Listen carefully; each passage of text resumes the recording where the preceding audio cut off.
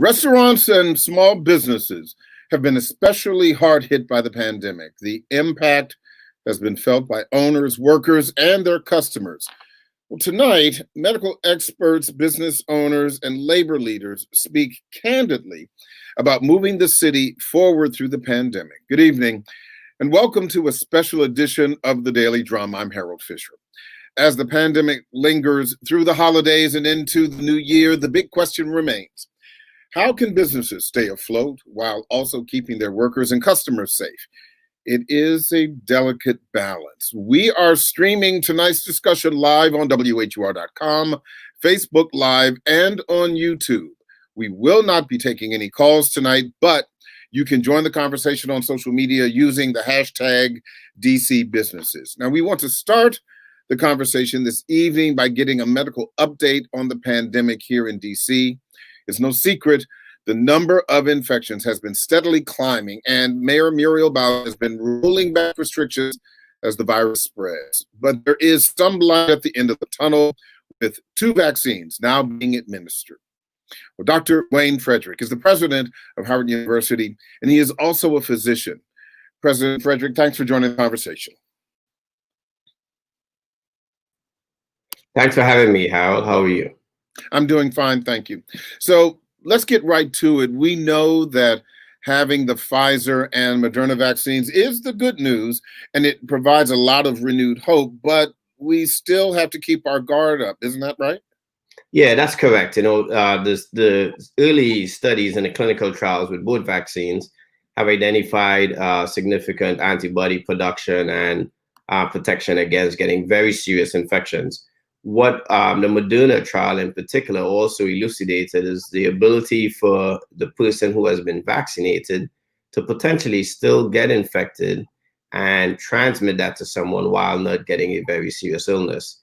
While that is decreased significantly, there's still that chance. So we still want people to wear their mask, to socially distance, and to wash their hands. So talk to me a little bit about what we need to know as we approach Christmas and the New Year holiday, because we have seen a bit of a surge out of the Thanksgiving holiday. Yeah, every holiday so far, July 4th, the Thanksgiving, as you mentioned, we have seen a significant rise in infections after, because people have gathered, they have refused to follow social distancing, and as a result, we've had some significant spread. So what we're asking people to do going into this holiday is to try to celebrate the Christmas holidays, the other holidays like Kwanzaa, with your immediate household members. Try to avoid travel, try to avoid bringing people in your home who are not part of your immediate household, and just to resist. These are the sacrifices that we have to make. We have light at the end of the tunnel with these 2 vaccines. And we also have to remember there are other vaccines under development. As a matter of fact, across the entire globe, there are 54 vaccines under development, 2 of which have been approved in the US already, but there's several more hopefully to come in short order. So we still need to be patient and follow the guidelines. Now, we have been hearing reports over the past several days about a new strain of the coronavirus. Do you have an update that you can share with us about that? And is this something that could possibly set us back in this lingering pandemic? Yeah, so sure, it is a concern. What happens, the genetic material of the viruses, as the viruses replicate, etc., sometimes the information that's encoded in the genetic material can what we call mutate. It can be changed. And sometimes that change is significant, sometimes that change is minimal. This change that has been seen in this particular mutation has been significant. And what it appears to have done is altered the protein spike against which these vaccines are set up to produce antibodies against. It has changed the genetic material such that that protein appears to be able to bind onto the receptors that accesses your cells with a lot more affinity than the original virus. That's not unusual for viruses to do this. As a matter of fact, the reason why we have a different flu shot every year is because we expect the flu virus to change a lot. The early sense is that the coronavirus may not behave like the flu virus, but this is a concern because it appears to be significantly more able to infect ourselves. The vaccines that have already been developed, Pfizer and Moderna in particular, vaccines are being tested, the antibodies that are produced against this particular strain in the laboratory to see how effective it is. It appears in early assumptions and early testing that it probably will be as effective, but we have to wait for the full results of those tests. One of the other things that is difficult to hear, and this is happening, right now across the country, and that is the overload for hospitals in emergency rooms and even some of their backup facilities that we've seen put together since the beginning of the pandemic. Talk to me a little bit about why that is so concerning, even as we are beginning to move through this vaccine period. Yeah, it's concerning because here we are in the middle of the flu season. And then on top of that, with the pandemic, as you start utilizing hospital resources such as ICU beds at a significant rate, what's available becomes less. So if you have people go out and contract the virus over Christmas holiday, you can come back to a circumstance where you have a rash of severe infections that require intensive care unit hospitalization, and we just don't have enough beds. And that, compounded with all the other illnesses such as the flu, can really put a stress on resources. So that's another reason why we do need to stay away. I saw an interesting article in a paper today, a digital version, that had your ability to look and assess, based on where you live, how many ICU beds were available around you. To think that we're looking at ICU beds as that kind of a resource in our society today, in and of itself, speaks volumes to where we are. So, and to that point, when you're talking about hospitals, as we've seen last week, Howard was among the first hospitals in the district, actually, first hospital in the country to get the Pfizer vaccine. And we've seen that the second rollout is now underway, where you have frontline workers, they're getting vaccines, the physicians are getting vaccines. You've gotten your vaccine as well. How are things progressing right now? And what are your expectations as we begin to move forward in this process? Yeah, at Howard Hospital, we were fortunate to get significant doses of the vaccine and to start distributing it. And that distribution is going well. It will never go quickly enough. We want to get all our frontline workers a vaccine. And for the sake of a full explanation, the reason I got the vaccine is I continue to operate and see patients. As a matter of fact, I operated this past Saturday. And so as you know, I have sickle cell and I'm a type 1 diabetic, so I have comorbidities as well. And so when our hospital system did the algorithms, they wanted me to make sure that I took the vaccine as well. So I was pleased to do so. The rollout, I think, has been going well. The logistics have resulted in some states not getting as much vaccine as they need. And especially with the Moderna vaccine available now, we hope that will improve with time. This is still a logistical challenge to get millions of vaccines to so many people throughout the country, and getting it to frontline workers who naturally are in hospitals actually may be easier. But as we start broadening to the rest of the population, the logistics will be interesting, because I would argue, especially for underrepresented minorities, we will need to take the vaccine out into the community. Having them come to our ivory towers, as it were, to get the vaccine, given all the mistrust as is, may in and of itself continue to be difficult. We may have to push out the vaccines into the community centers and churches and so on as sites to potentially vaccinate patients in order to get them to really take it. I mentioned that you had your vaccine, and you were talking about the fact that even during your tenure in the president's office, you are still seeing patients. You are still in the operating theater for surgery. Um, how are you feeling right now? Did you have any kind of reaction other than what was expected after you received your first injection? Yeah, I received my first injection last week, Tuesday, in my right shoulder, my right deltoid muscle. At the time, no issues whatsoever. The next day, I would say I had some soreness in moving that arm. And then I would say for about 6 hours, what we call kind of general myalgias, in which I had just body aches and pains. Sometimes you may get those when you feel like you're coming down with a cold. And probably just a little bit fatigued. By the time I went to sleep and got up the next night, I was perfectly fine on Thursday.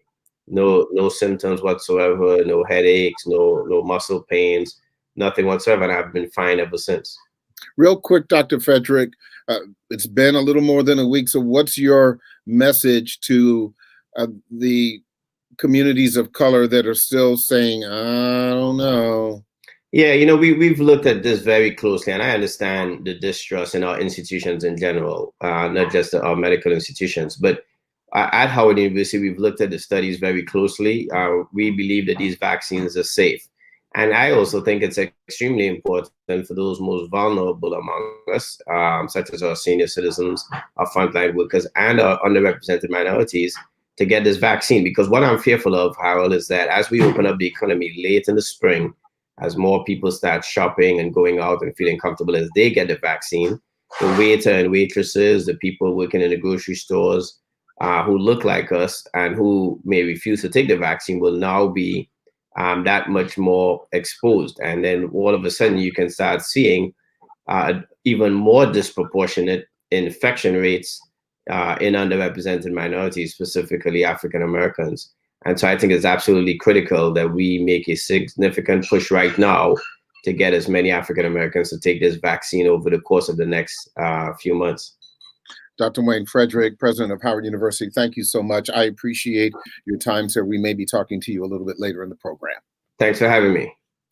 And what Dr. Frederick just spoke about really brings us to our discussion tonight about how labor and businesses are faring and how the two sides are working hand in hand through this crisis. So my next guests are Josh Williams, President Emeritus of the Metropolitan Washington Council and umbrella group of over 140 private and public sector unions, and Antoine Ford, CEO of Enlightened Incorporated, a leading information technology and management consulting firm. Mr. Ford is also president of the Greater Washington Black Chamber of Commerce. Gentlemen, thank you so much for joining the conversation. Thank you so much. Appreciate it. Thank you for having us. Absolutely. So, Josh, give me, just from your perspective, an overview of where things are when we are talking about labor and business in the midst of this pandemic.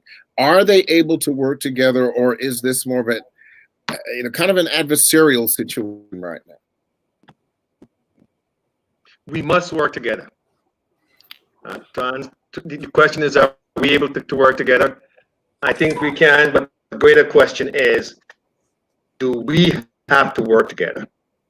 And we are, in my opinion, we are facing a critical invasion here by an enemy that is unseen, we know very little about.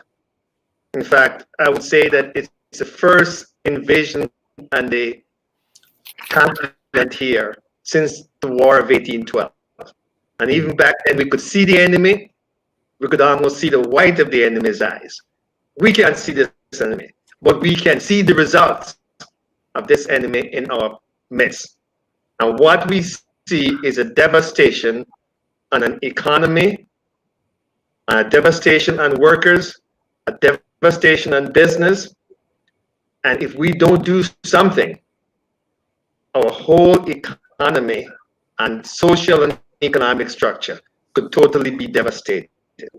So this is an occasion, just as we did in World War II and just as we did in the Korean War, and where the president brought business and labor together to jointly fight the enemy. This is a time when business and labor must do the same. Yes, we have our differences, and we will continue to have our differences. But the enemy of business is not the workers. The enemy of the workers is not business. The enemy of the workers at this moment is a pandemic called COVID-19. We have no alternative, Harold, but to come together to fight this enemy. And once we have won that fight, and I think we can, then we can go back and start talking about how it is that we can continue to just serve the country. But right now, the best and most efficient way of serving this country is for business and labor to come together and fight this common enemy. But Antoine, what does that look like when it comes to having business and labor work together? Because we've all heard the phrase, business is business. And if business owners and managers don't attend to the business, particularly in these difficult times, whatever that means, it could very well mean the end of it. So how does that work? How does it look?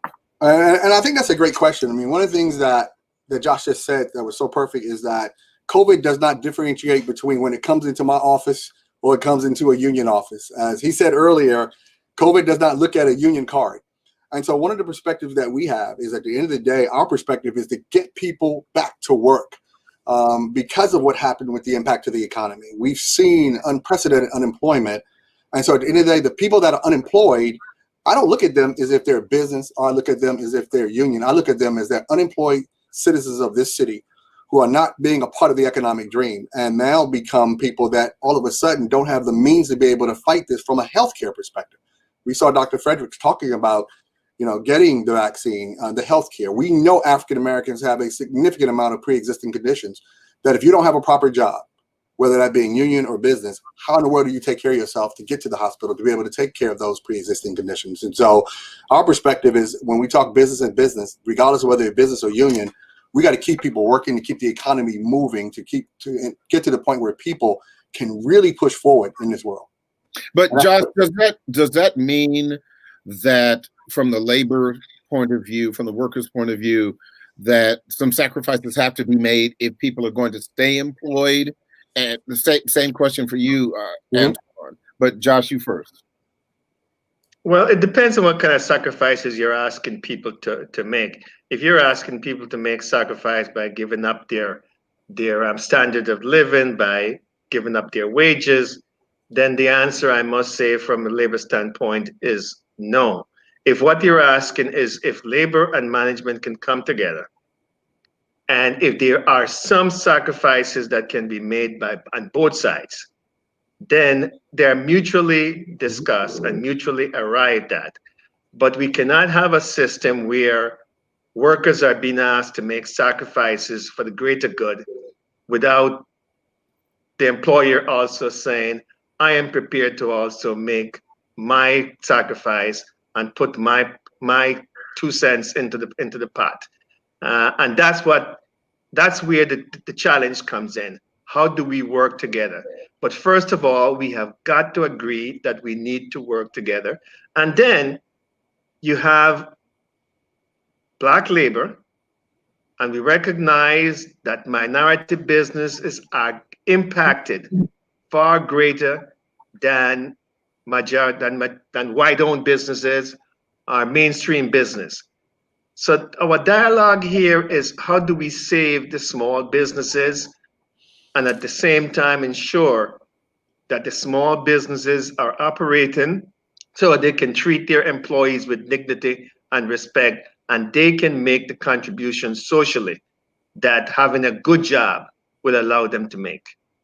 Well, Antoine, same question, because one of the things we have found with businesses, great and small, that the pandemic has been revealing, and in many cases, pleasantly revealing for business owners and the like, where you may, on the surface, see a business that appears to be very, very successful, but in reality, you realize that without a constant influx of revenue, that those businesses were actually operating really on the edge, on the margins. And now, is it difficult to ask those business owners to make those sacrifices to keep people employed? And you bring up a really good point. I mean, we saw this year with the PPP loan that without some infusion of cash, we lost 41% of Black-owned businesses nationally. We also saw that when we had the infusion of cash, there was not an equal distribution of funding to the Black-owned businesses. For example, we know nationally there were approximately 650,000 loans made that were above $150,000. Only 143 Black-owned businesses got any amount above that number. So we were not getting the grants and the loans at the same rate and ratio. So that then triggered the overall failure of some of the Black-owned businesses. So without the infusion of cash, we have an issue. Without some perspective of additional cash coming outside the system, we have an issue. So what we are looking at from an employee perspective, and some things that we did internally, and we do this in businesses that we try to recommend, is to try to partner with larger organizations such that we can look for additional revenue coming in from a large business that we subcontract to. Because at the end of the day, Josh and I have the same overall problem trying to keep people to work. We're not asking them to lower their wages. We're not asking them to take lower benefits, but we are asking them to work with us in a remote session such that they may have to do hours that may be off a little bit, where some people are taking care of children at home. So we said, you know what, let us know. So there's a variety of changes that we make, but we don't want to cut benefits at all for our business and their employees. And Harold, this is an area in which I think labor and business can really work together. We recognize that if business is not functional and operating, they're not going to be able to employ workers.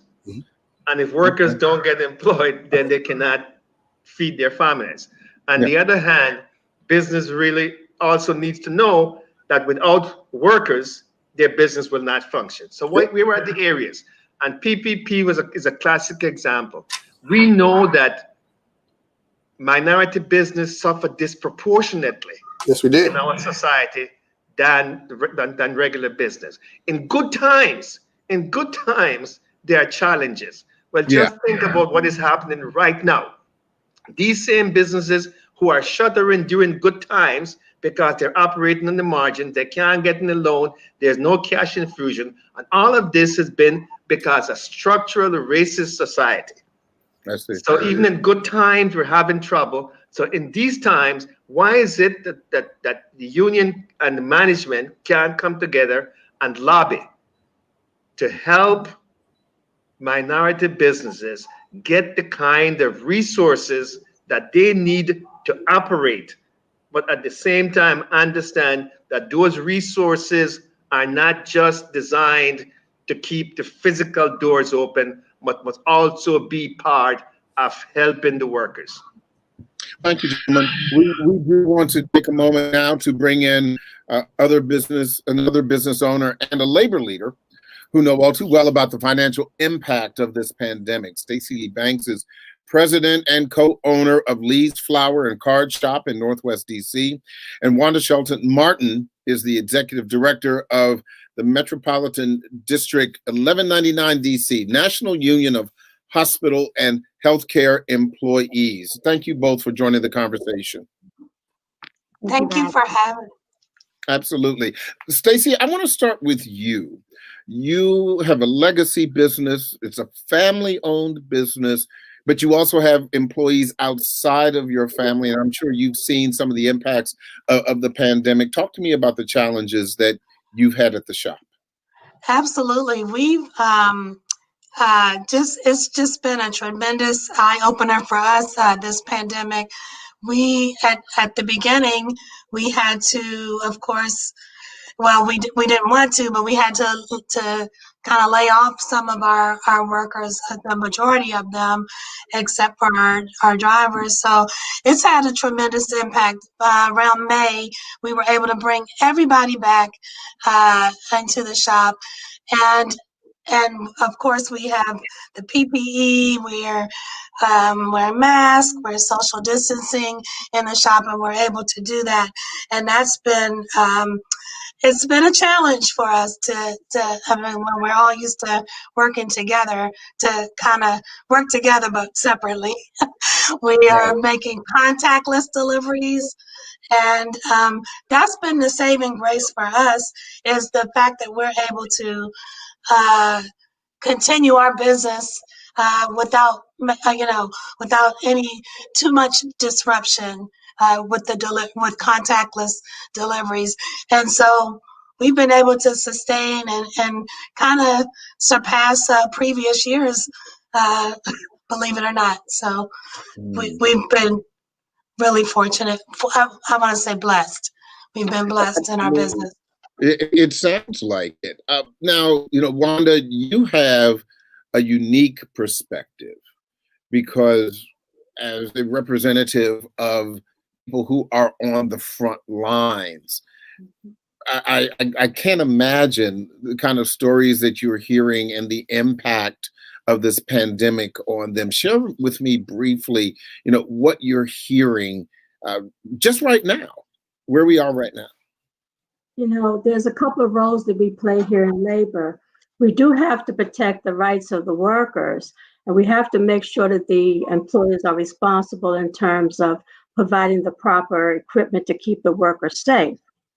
But while doing that, we also have to understand that if we keep our workers working because they're healthy, they will buy goods and services within the community, which then will sustain the community.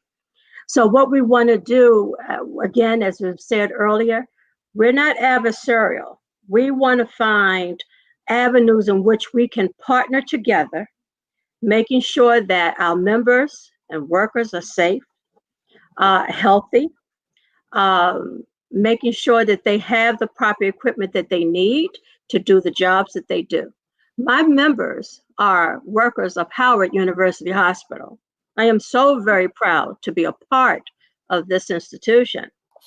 They are committed and dedicated, but there's some that have fallen, to the COVID issues. And so we have to make sure that when this happens, they're able to maintain their jobs. Mm-hmm. And Howard has taken proper steps to make sure that happens. We can't control this. It's not like you go off to vacation and you get on water skis and you have an accident.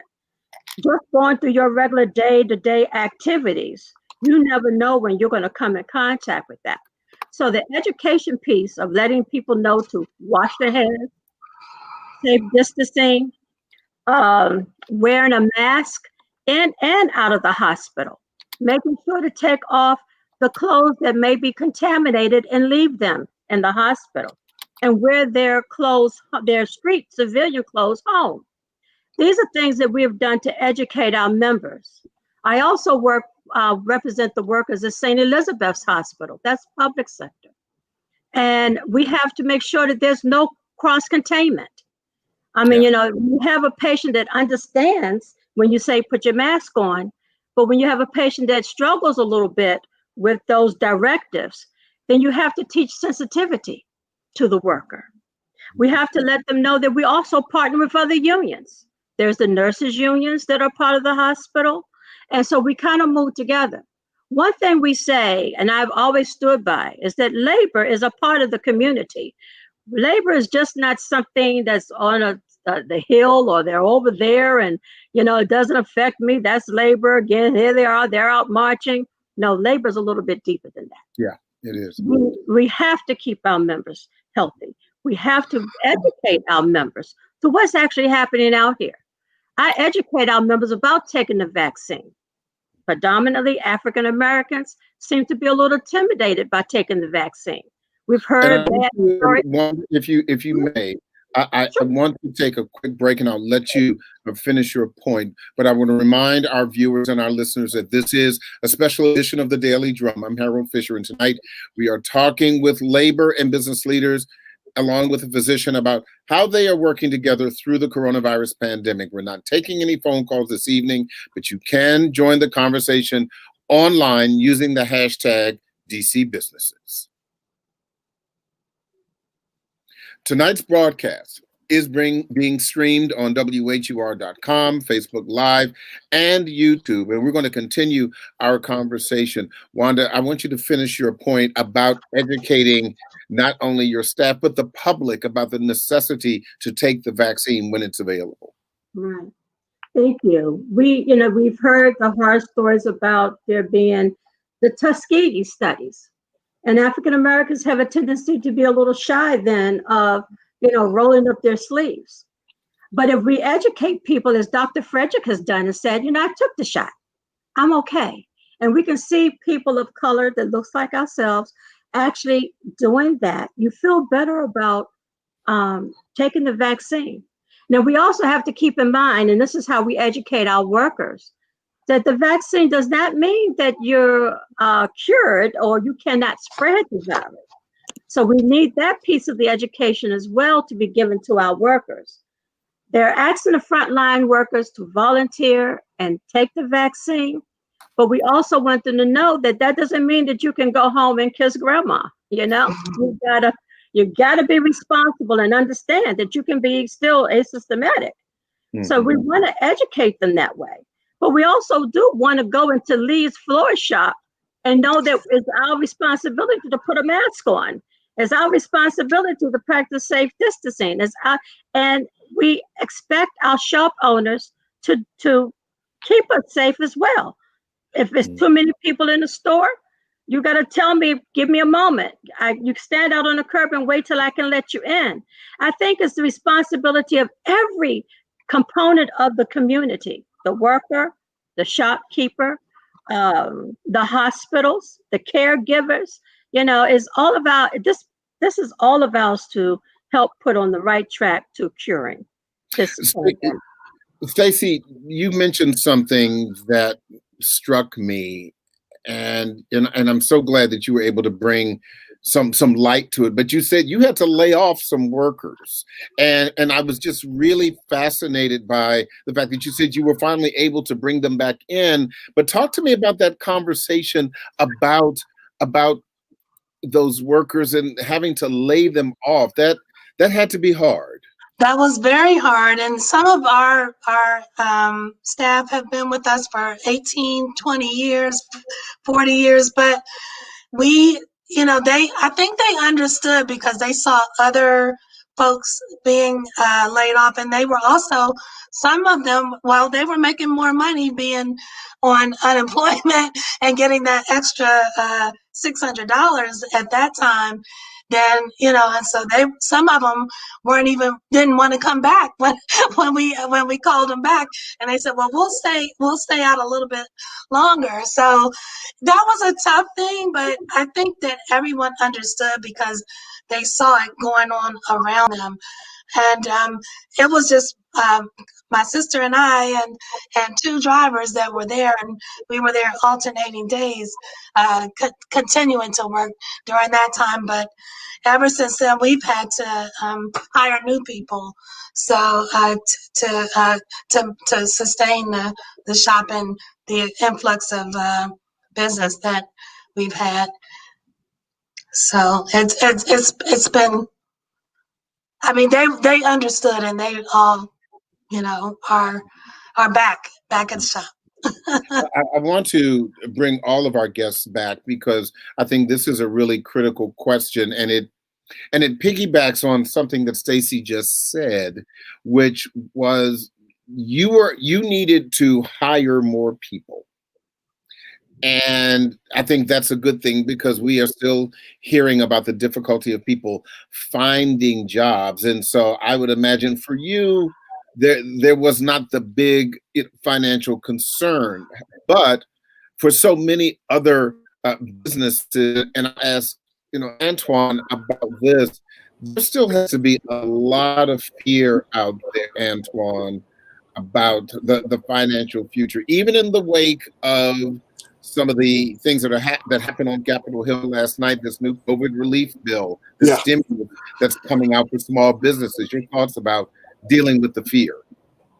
Yeah, I mean, and it's interesting because one of the things that we've seen in the small business community is that some of our employees are looking for safe havens from large organizations, because they believe that if I move from a larger organization, I leave small businesses, I'm safer in my job, which is also hurting the small business community. And so that's something we have a concern about, because you go to a large business, they presumably have more economic stability. So that's one thing we're looking at.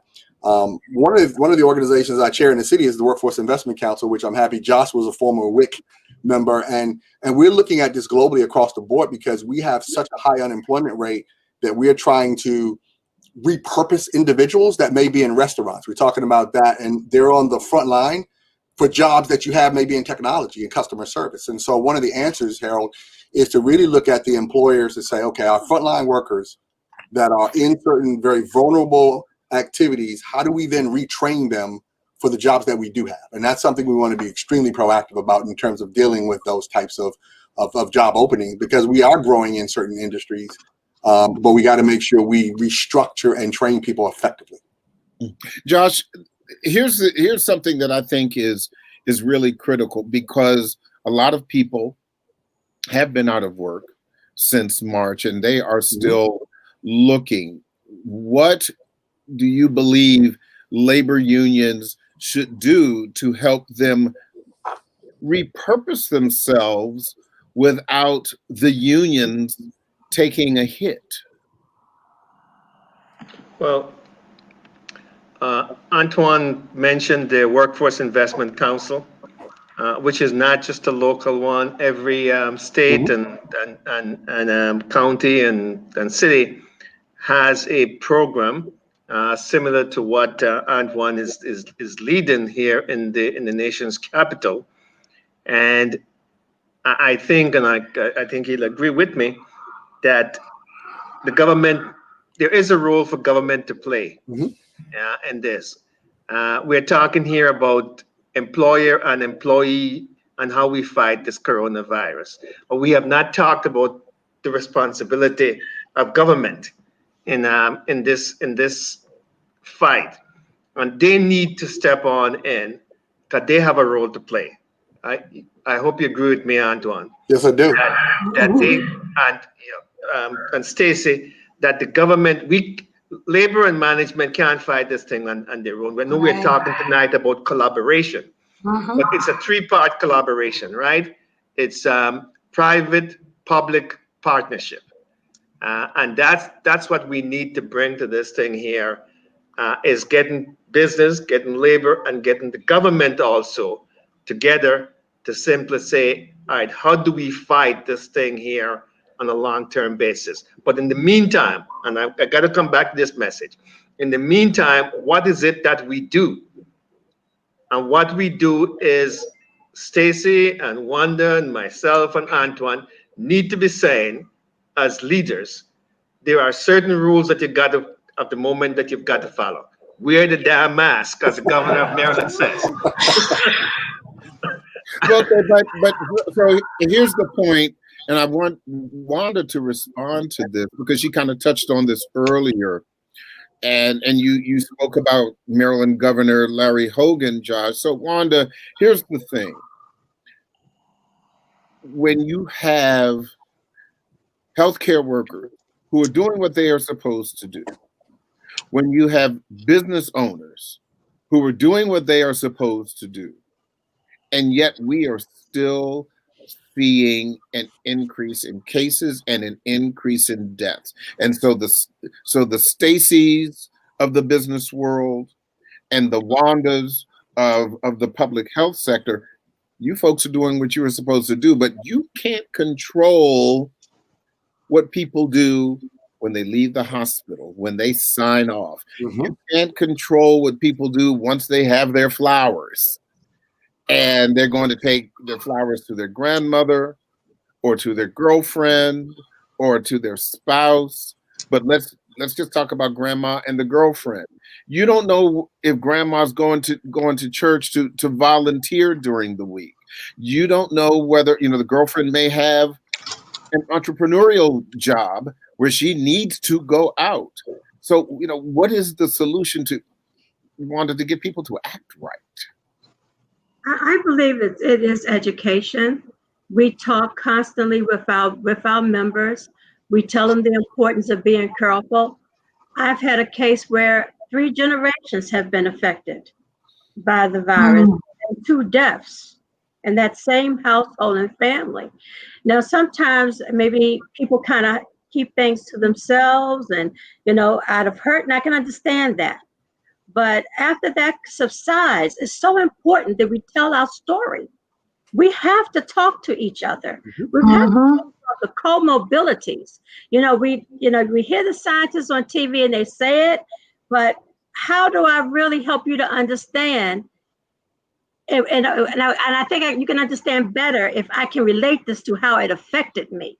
You know, my mom has diabetes, or my dad has heart issues or high blood pressure. So then that makes them more susceptible to this.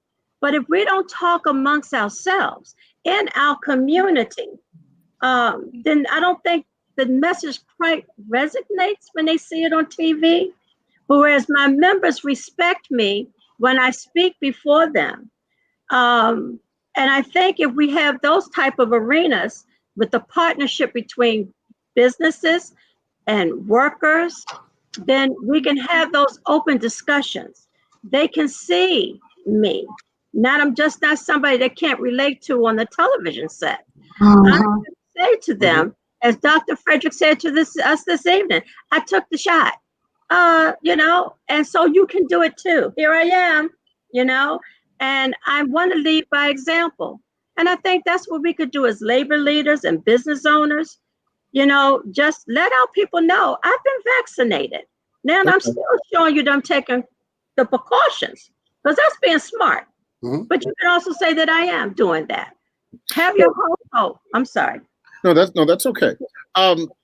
We have a viewer question, and I think this is so pertinent. And I'll start with Stacey, and then, you know, Antoine, I invite you to jump in. The question from VL Rich is, or comment, I should say, is I do think there is a level of disparity between restrictions. For example, you know, sports and restaurants. Sports have been going on, restaurants not so much. And same thing, you know, Stacey, you own a flower shop. There's no more indoor restaurant eating in the District of Columbia starting at 10 o'clock tomorrow night. But you will be able to keep your business open. How do you address the apparent disparity? Well, for us, just for Lee's, we have our doors open, but you can only come 10 feet into the shop, and one person at a time, or if it's 2 people together, they can come in. But we have not opened our doors fully since March. And so I mean, you know, the disparity with the sports, I just heard about a football player who had to apologize for being in a public event. Yeah, with the Washington football team, exactly. Yeah, so I mean, it's really a hard thing, and restaurants especially not being able to open inside at all. I don't know. It's just it's a tough situation, and I would defer my other time to someone else, because it's a difficult proposition, certainly, to consider. Antoine, your thoughts about that, because that's your wheelhouse. What's good for the goose may not be good for the gander, depending on what the business is. And it is. And Stacey and I had the pleasure of serving on the Mayor's Reopen DC committee earlier this year. And so, Stacey, was it 3 weeks every day at 8:30 in the morning? Oh my gosh, that was very intense. Very intense. So Harold, we literally had to look at all of these factors, and there was debate going on between the frontline folks and the different businesses. And literally, every committee had to bring to their committee chair their perspective. So we had restaurants and we had hotels, and we had business. Stacey, what other types of businesses were we dealing with? Then we have legal offices. Legal offices. And so, Harold, each of them had a nonprofits. different perspective that we had to take into consideration. And we're there again, because at the end of the day, it wasn't always fair, but it was literally trying to look at, we had a very high death rate. Somewhere around 70% of all the deaths earlier this year were African-American. They were generally frontline leaders and a lot of women, because they were in these critical positions. So that had to drive certain factors in what we were doing. And Josh, to your perspective, it didn't care whether you were union or whether you were frontline. It just said at the end of the day, because of pre-existing conditions, and Wanda, you know about this, it attacked us in that way. So we had to set up different rules to make sure that we accounted for how much contact you had with folks coming in from outside the outside world. And I think that's an interesting point, because you're talking about customers' expectations. Stacey spoke about only allowing 1 or 2 people to come into the flower shop. When we talk about FedEx Field, for example, the Washington football team says no spectators. And yet we see in other parts of the country and other pro sports venues, specifically football, they do allow it to happen. And so from a business perspective, Antoine, it just seems it just doesn't seem to be very, very equal. And all of this is contributing to dimming the light at the end of the tunnel. Yeah, the problem, and you mentioned this earlier about, you said something, Harold, that was great. Why don't we have listened to the rules? Is because we look across the aisle, we look across the state lines, and we're saying, well, they get to go to a game, why don't I? And the one thing that I think hurts this country is we hate giving up our freedom. Like you see Canada's like this. I don't care what you do NBA, you're playing down there. You're not playing up in Canada. And they're willing to make that sacrifice. And particularly for our community, we're going to have to make a sacrifice collectively. I don't care if you're a union or business, to be able to sacrifice some freedoms for the greater good. You agree with that, Josh, about the sacrificing of those freedoms? Or is it not even about freedom? It's not freedom versus public health. This is doing what you need to do, life or death. Yeah. Doing what you need to do to fight the enemy. Yes. Doing what you need to do, recognizing that there's an enemy there, that enemy does not make any distinction. That if today I were to put a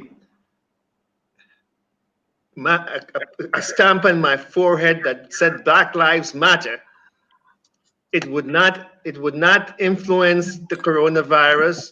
This is not like the children of Israel. This is not like the children of Israel being in Egypt and putting a sign on their door. You can put a sign all over your body. It will still attack you. And we just need to recognize that we have a kind of enemy, and we need to make certain sacrifices. And those sacrifices, yes, impinge upon, quote unquote, our liberty. Yeah. But it is for the greater good. Would you rather see your family today and not have them around next Christmas because you have infected them this Christmas? Or would you rather give up seeing them this Christmas and be able to see them every subsequent Christmas? That is a question that we're asking people. That is a question that the government and medical experts are saying to us.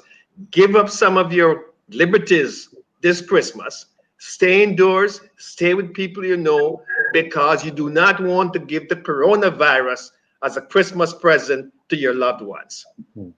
Stacey, I did want to ask you a quick question about this season, because even though you are a flower shop, there are still seasonal flowers that you sell.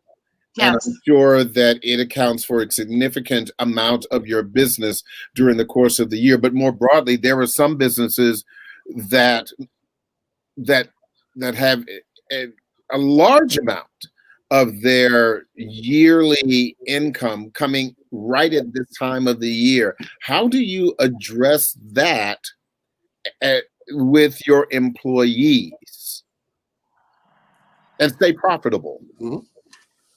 Well, I mean, like I was saying earlier, we've been very blessed to be able to continue to do, the same work that we've done and surpass the previous years this year, because flowers are something that you can send to your loved one without, it's like a contactless gift that you can give. And because people aren't traveling to, to different places, they're able to send flowers to their loved one, or, once the Amazon cuts off, they can send flowers like up till third Christmas Eve. So we've been able to. It's been the worst problem that we've had is the supply chain and getting the flowers that we need, because I think that our suppliers didn't order as much, not knowing what the season would be like, and we're inundated and not able to get the product that we need. Mm-hmm. So that's our main challenge this year. Whereas other years, yeah. Wanda, I have a really critical question, and this is something that has been on my mind for several months, when I think we can all agree that when it comes to COVID-19, that we are in a war. There's no doubt about that. And that the healthcare workers are the infantry. And we also understand that in war, when you are dealing with, the soldiers and the sailors and everyone else, that when they come back from war, they have to deal with PTSD. What, from your perspective, is the plan going forward when this is over, in dealing with those heroic, courageous healthcare workers who are going to have some form of PTSD because they have been in this war from the beginning? How do they deal with that? Well, what we've done so far with our employers is we have formed partnerships with them to talk about having the proper support that they need while they're going through. Mm-hmm. You talk about someone in war, well, if you don't give them a helmet, you're not helping them, right? So what we want to do as this thing rolled out, and this was kind of new to everybody, we didn't quite know what to expect when we first heard. We weren't ready for this. We weren't not ready. So what we had to do is, as a labor leader, was sit down with the employer, which we got a lot of medical information from our employer, thank God. But then we had to put a perspective on what happens with our employees when they go back home, or how do they deal with this issue with family?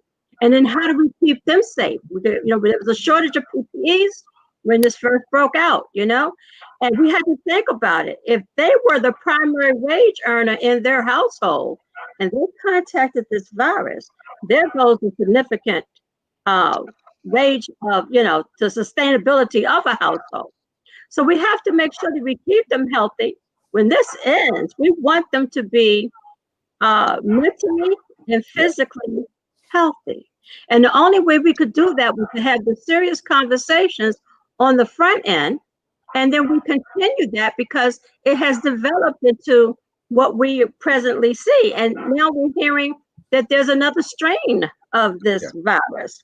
So, and what does that mean? And so we have to prepare them for that. But it comes about having that partnership and that communication.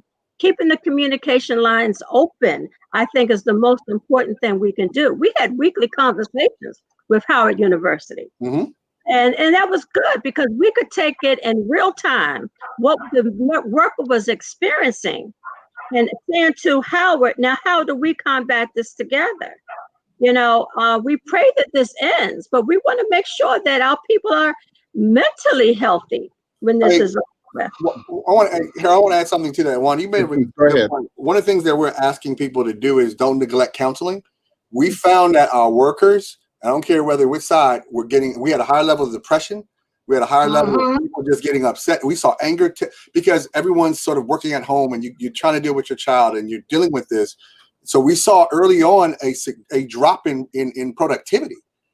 And so we're trying to recommend to our businesses and so make sure that we add counseling, and the city has just some support services, but we needed to do that. And if they have health insurance, we said, reach out to your health insurance. Let's talk about, getting some assistance on counseling as well as healthy eating because of pre-existing conditions, particularly in the African American community. So Wanda, you were spot on with that. Yeah. I have about 4 minutes left, and I wanted to give everyone just kind of an opportunity to share some final thoughts as it relates to the business and labor, business owners and workers kind of working together to make sure that both sides survive. Josh, I'll start with you. Well, let me give a shout out and kudos to an organization called the Black Coalition Against COVID. I have been deeply involved, and I'm here because of that organization, which is a social movement, which some 6 months ago a group of people came together to say that we needed to bring around the table all interested parties, workers, business, the religious community, the medical community, the education community. This is a fight that is going to require the involvement and the coalition of all segments in our society. And BCAC has been one of the leading fighters in trying to get everybody to cooperate.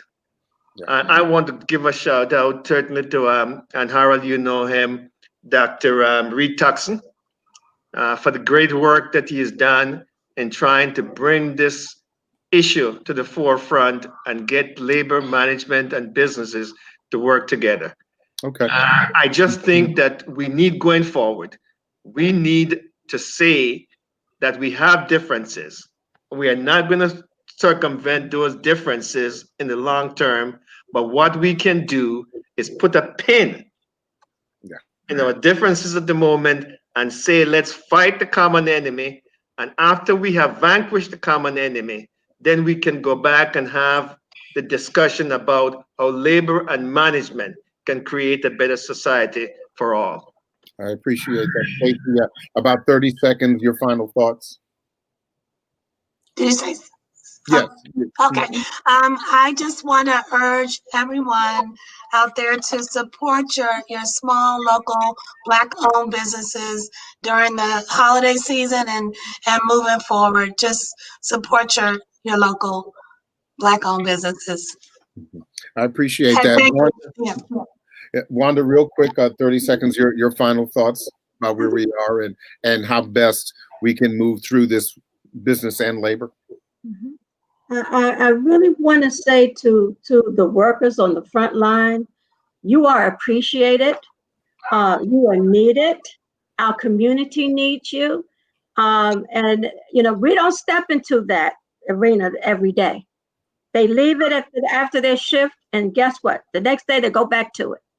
And so we just want to take a moment when you see a healthcare person, and they might, just take a moment to tell them that you appreciate them. They come out off their shift and they're crying sometimes, and they're frustrated. They're watching people die, and so just take a moment to tell them that you do appreciate the fact that they don up their uniform and they hit the floor. There you go. Real quick, Antoine, a final word from you, 30 seconds. Know that as we support our businesses, as we support organizations that support our unions, and the more they're able to stabilize, the more they're able to hire people, and the more they're able to maintain people. And if we maintain people, we're able to give people an opportunity to continue to grow and continue to provide for their families. So don't give up on them. Make sure we do that. Thank you all so much. We are out of time, but I really appreciate your input this evening. Of course, the coronavirus pandemic is real, And it's going to take all of our collective efforts to get through it. And that means we must all do our part and follow the guidelines even through the holidays. And as always, we thank you for joining us this evening. We wish you a very healthy and a hearty holiday season. I'm Harold Fisher.